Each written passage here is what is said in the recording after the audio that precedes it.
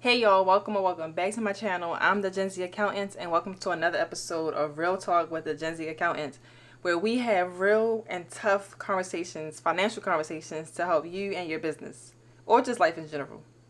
So in today's episode, we're going to be talking about a little bit less on the business side and a little bit more on the personal side when it comes to finances, specifically being the broke friend. Now, before you get in an antic and feel like, oh, don't call yourself broke because it's a mindset thing, da da da da. Like, I'm not necessarily saying I'm like, it's a difference from being broke and being broke minded. Broke means you don't have no money, or you don't have money to really live the life you want to have, or you should. Yeah, basically, you don't have money to be living the life that you want to have, and money is tight. Okay, that's the definition of broke. Or you really don't have no money at all. That's really, really, really broke for real. Broke mindset means that you're just stuck in this mindset of feeling like, oh, I can't do anything. I'm gonna be stuck here forever. You're just negative, nasty type of person. We're not talking about negative, nasty type of person. We just talking about your pockets not looking how you want them to look. Okay. And being a friend at that. Okay, we're going to talk about some common courtesies that I feel like most people should have, and y'all let me know if I'm being realistic with the common courtesies or if I'm doing too much. Common courtesies and just how to maneuver it until you get to the better side of making some money as the friend with the money. Okay, so I feel like at this current moment, I will call myself the broke friend, like financially broke friend. Again, remember that. I will call myself I'm the broke friend right now. And I'm not ashamed to say that. I'm living in my truth because I just know where I am right now, and I know where I am right now is not where I'm going to be forever, which goes to show I don't have a broke mindset. I just ain't got no money. I ain't got no money to allocate to things that I really want. I got money to, pay my bills, that type of thing, basic stuff. But the extra stuff, I just can't do it right now. So I feel like I'm like the perfect person to talk about this type of topic because I actually am living through it and lived it to share my experience. So, let's talk about the common courtesies when it comes to being the friend that ain't really got no money right now. Courtesy number one, and I feel like it's probably the most important courtesy or common or just thing you should know and do, is to build the confidence to tell your friends that you can't go right now. And if you want to disclose it's because of money, you can. If you don't, then don't. But stop feeling pressured to do stuff as a friend and spend money, and you don't want to look a certain way to your friend, or you don't want to let your friend down because you can't spend the money or whatever. Like, no, friend, I cannot spend the money right now, and that's just what it's going to be. And if you really my friend, the friend you say you are to me, you would understand and not make me feel bad for not indulging in activities that involves money.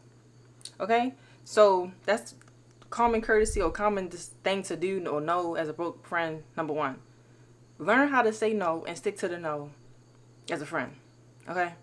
In the long run, if they really a friend, like I said, they will understand and they won't make you feel bad, and they'll be, understanding and empathetic to your situation.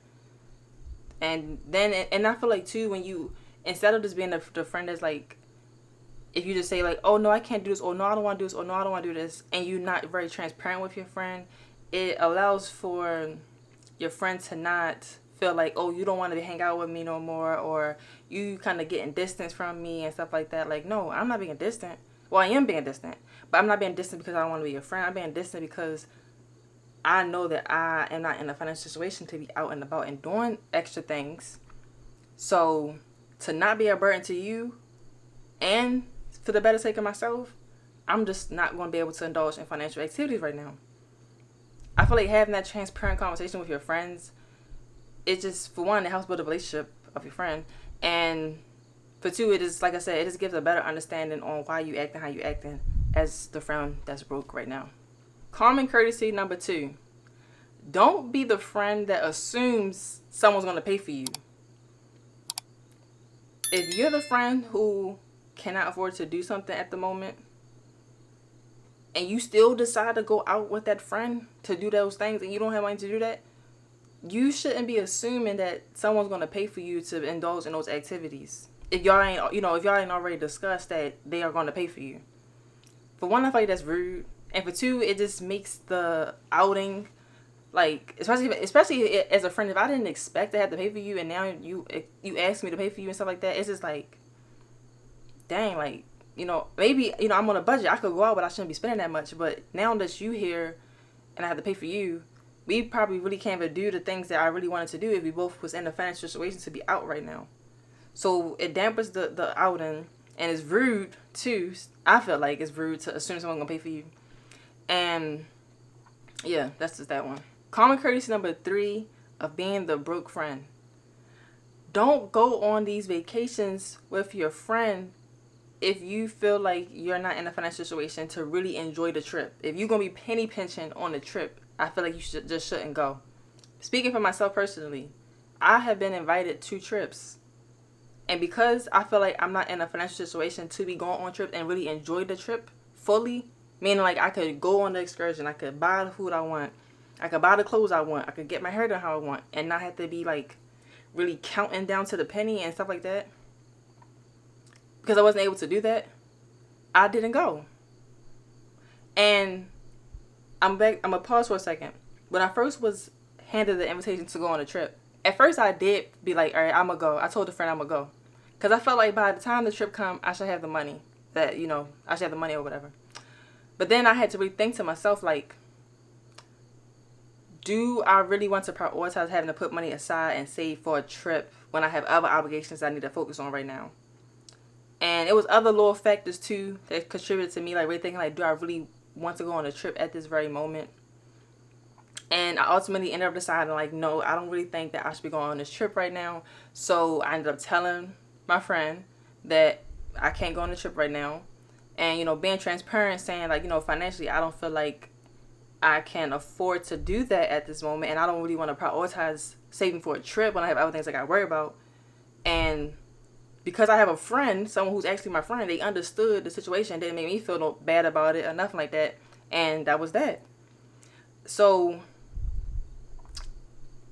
I feel like when somebody goes on a trip and they really can't afford it, you knock out the fun for everybody.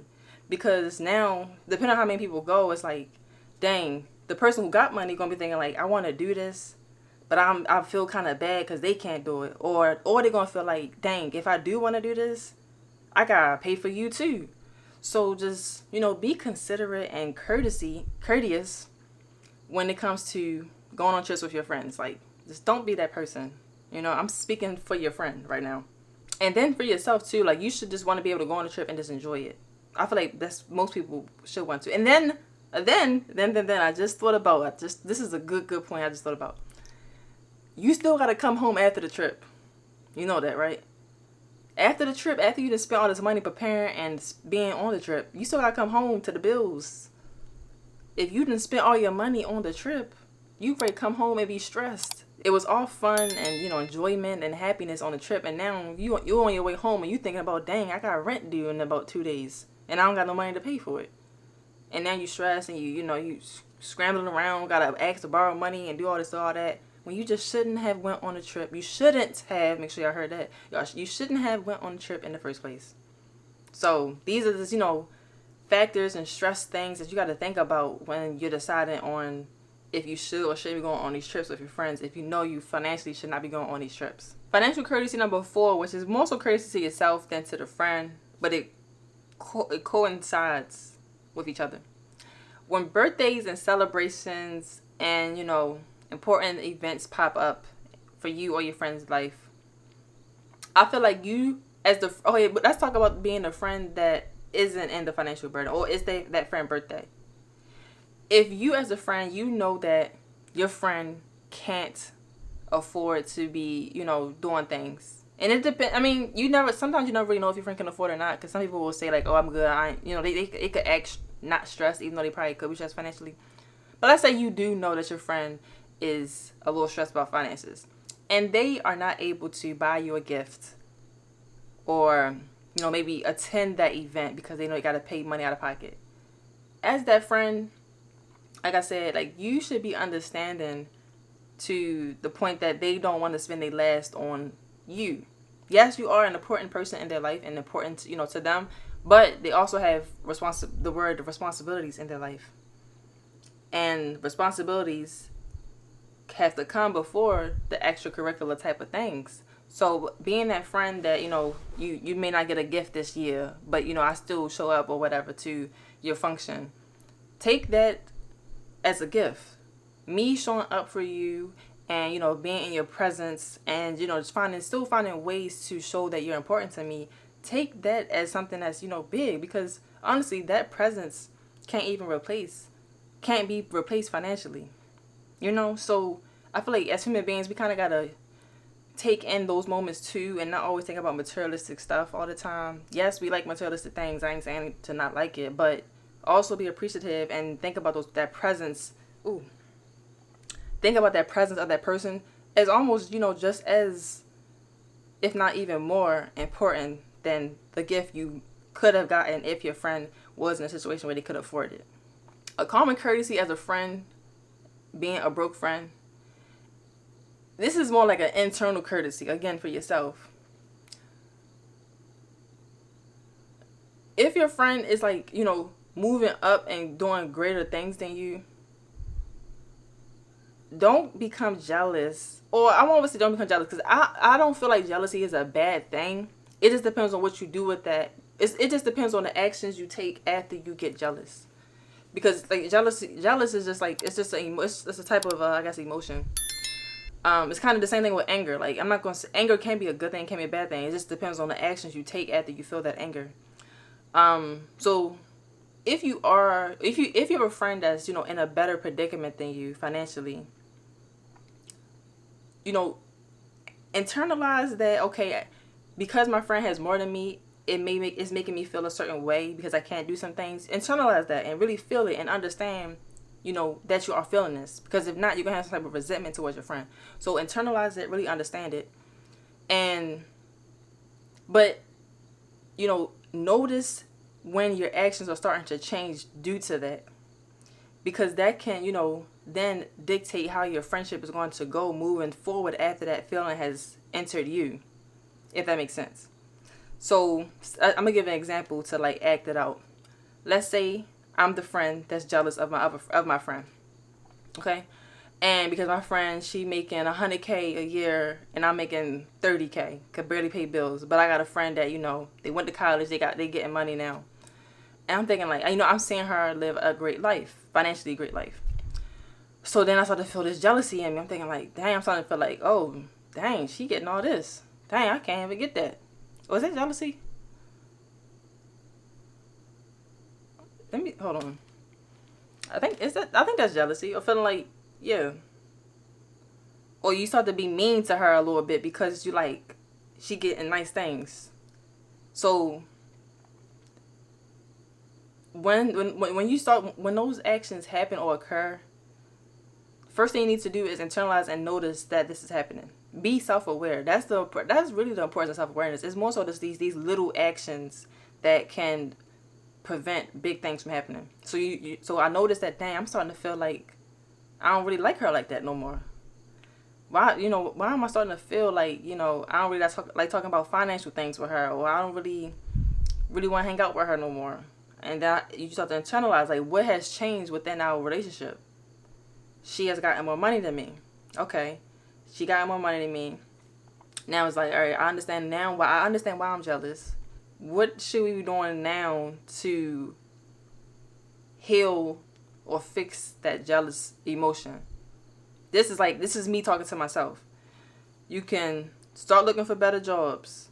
Build, better skills so you can get better jobs. Go to school so you can get a career that will give you more money. Stop comparing yourself to that friend. Understand that your life is your life and her life is her life.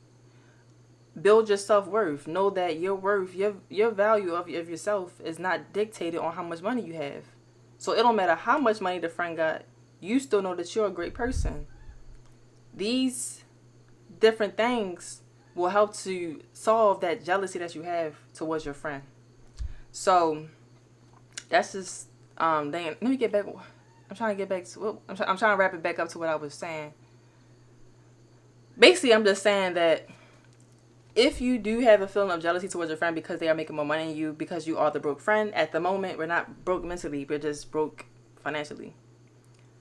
You know, tackle it straight on, figure out a solution for it, so that way it does not mess up a good friendship that you have.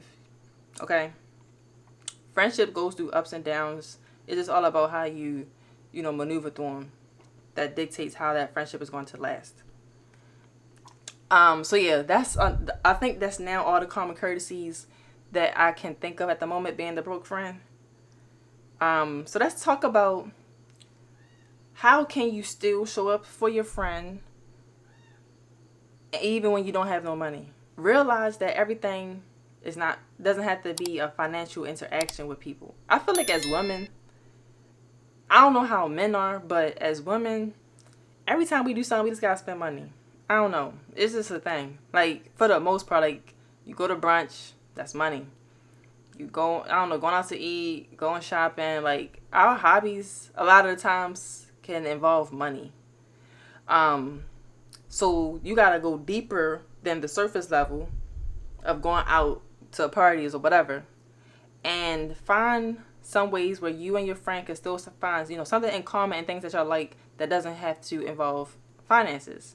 Some of those things can be as simple as chilling in the house. And I'm just learning this now. Like, I'm 25, and at first I used to always think like, oh, we gotta go do something. We gotta go somewhere and spend money to enjoy each other's company. But now, now me and my friend, we can be in the house and just chill and just watch TV. Maybe we do buy some food, so get some food. If you got food in the house, eat the food in the house. But yeah, go buy some food or something like that, and just chill in the house. That's $20 versus spending $40 plus tip and all the extra stuff. So, find activities like that you can do for free. Go on walks together. What else is some free things? Go to like drive downtown or something like that. Walk around. What else is some free things as a woman? Maybe do yoga. Like, I could turn yoga on the TV, do that together, draw, paint. I don't know. It's, some nice little activities that y'all could do to avoid spending money. Like I already said in the common courtesy about, like, birthdays and stuff like that, still show up if you're able to, still show up for your friend if you're able to get to the location. Let's say, for example, your friend have, like, a birthday party. Yes, you can get her a gift or him a gift, but you can still go to the birthday party just to be there and show your presence and show, celebrate your friend, saying happy birthday and all that type of stuff. That's another example of showing up to your friend, even when you're not able to financially. Being transparent with your friend. I feel like that's showing up for your friend too. Being transparent with, like, your finances, saying that, right now you're in a financial hardship, and just showing, not transparent, vulnerable. Being vulnerable with your friend, that's a way of showing up as a friend. To just, I don't know, just have better understanding on why certain things in your life gonna have to change. So that way too, they can take the initiative to be considerate when it comes to doing certain activities, knowing how your finances are. Another way to show up as a friend is if you're able to help that friend, helping them. Like, for example, I had a friend that I did hair for, and even though she couldn't, afford it financially, I did it for her, and I didn't do it, and like, I didn't do it out of like anger or feeling like I had to do it. I did it because it's my friend. I still want you to look good. I want you to, be confident in your hair and stuff like that. So I did it for you, and I know that friend would do stuff for me, not necessarily my hair specifically, but I know that friend would help me if I was the ex, and they were able to help me. So just, little gestures and stuff that you're able to do for your friend will show that, you're still showing up as a friend. Just right now, the aspect of finances is not incorporated in our relationship as a friend. Well, that pretty much wraps up this convo we had, being the broke friend or the friend of a broke friend, how to navigate it in a way where you don't lose your friendship. I hope it was helpful to you. If y'all got some insight, let me know down below in the comments. If if you feel like I said some valid stuff, if it's some extra stuff you feel like I should include in here, let me know in the comments too. If you learned something new, make sure you like this video. Let me pause for a second before we do the outro. Make sure if you are looking for a resource to help with your finances, check out my book, Loose Money Gets Lost, The Ultimate Guide to Financial Stability and Lasting Business Growth. This book teaches you how to manage your finances so that you can make the best financial decisions, some accounting tips that you can implement into your business and your life in general, and some checklists on what you should be doing every day, every week, every month to help you to have a financially successful business. If you want more content like this, then make sure you subscribe to the channel, The Real Gen Z Accountants, and I will see y'all in next week's video. Peace.